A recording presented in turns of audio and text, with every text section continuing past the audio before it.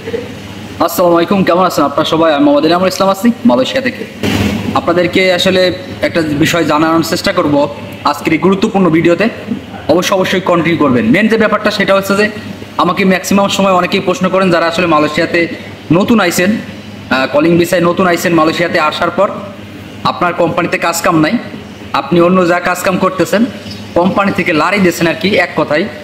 এখন আপনার মালিক কর্তৃপক্ষের কাছে রয়ে গেছে।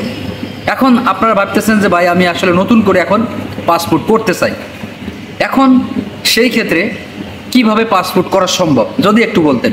ম্যাক্সিমাম সময় আমি এই প্রশ্নটা পাই, এই কারণে আপনাদেরকে আজকে একটু বলে দেওয়ার চেষ্টা করবো যে আসলে কোন কোন বিষয়গুলো করতে হবে এবং কোন কোন প্রসেসের মাধ্যমে আপনারা ই পাসপোর্ট অথবা এমআরপি পাসপোর্ট করতে পারেন। তা চলুন শুরু করা যাক। শুরু করার আগে অবশ্যই বলবো, আপনি যদি আমার চ্যানেলে নতুন হন অবশ্যই চ্যানেলটি সাবস্ক্রাইব করে রাখবেন পরবর্তী আপডেটের জন্য। ওকে, মেন যে ব্যাপারটা সেটা হচ্ছে যে মালয়েশিয়াতে ই পাসপোর্ট সেবা চালু আছে এবং এমআরপি পাসপোর্টও চালু আছে। সো এখন কথা হলো, আপনি যদি পাসপোর্ট নতুনভাবে করতে চান সেই ক্ষেত্রে দেখা যাবে যে আপনার কিন্তু নতুন যে পাসপোর্ট, এই পাসপোর্টের কিন্তু মেয়াদ আছে 10 বছর, মিনিমাম 10 বছর আপনার এই পাসপোর্টের মেয়াদ আছে।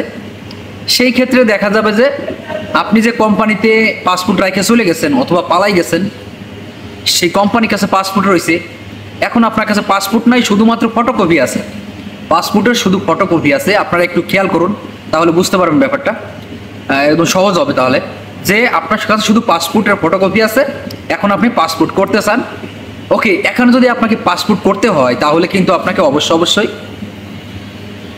আপনার যে পূর্বের পাসপোর্ট ছিল এই পাসপোর্টের উপর একটা পুলিশ রিপোর্ট করতে হবে। অবশ্যই পুলিশ রিপোর্ট করতেই হবে, না হলে কিন্তু আপনি করতে পারবেন না পাসপোর্ট। পুলিশ রিপোর্ট যদি আপনি না করেন যে আপনার পাসপোর্টের আসলে সমস্যা কি, আপনি কি করছেন, পাসপোর্ট আপনার পাসপোর্ট কি হারাই গেছে, নাকি আপনার পাসপোর্ট কি কেউ নিয়ে গেছে, নাকি আপনার পাসপোর্টে কোনো সমস্যা হয়েছে, এই বিষয়গুলো অবশ্যই পুলিশ রিপোর্টে উল্লেখ করতে হবে।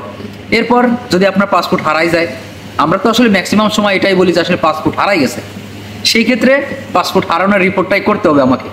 আপনি যে এরিয়ায় থাকেন ওই এরিয়ার বালাই আছে, থানা আছে, ওখানে যাইতে হবে। যাওয়ার পর আপনাকে একটা পুলিশ রিপোর্ট করতে হবে। পুলিশ রিপোর্ট করে তারপরে পুলিশ রিপোর্টের যে স্লিপটা দিবে ওইটা নিয়ে আপনি হাই কমিশনে যাইতে হবে। তারপরে কিন্তু আপনি পাসপোর্ট করতে পারবেন একদম সহজভাবে। এটা সহজ পদ্ধতি। এখন ম্যাক্সিমাম সময় অনেকেই প্রশ্ন করেন যে ভাই আসলে পুলিশ রিপোর্ট ছাড়া সম্ভব কিনা পাসপোর্ট করা। পুলিশ রিপোর্ট ছাড়া সম্ভব শুধু একটিভাবেই, সেটা হচ্ছে যে আপনার যদি পাসপোর্টের মেয়াদ না থাকে, পাসপোর্টের মেয়াদ যদি শেষ হয়ে যায় অথবা কয়েক বছর থাকে মেয়াদ, তাহলে আপনি পুলিশ রিপোর্ট ছাড়া নতুনভাবে পাসপোর্ট করতে পারবেন। তাছাড়া কিন্তু আপনি পাসপোর্ট করতে পারবেন না পুলিশ রিপোর্ট ব্যতীত।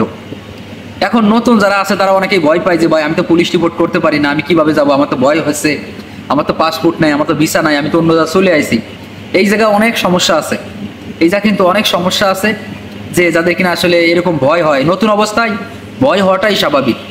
যে থানায় যাইতে, মালয়েশিয়ান থানায় যাইতে অনেক ভয় লাগে, কারণ যদি আবার আটকায় রাখে অথবা ধরে রাখে, এই সমস্যাগুলো হয়।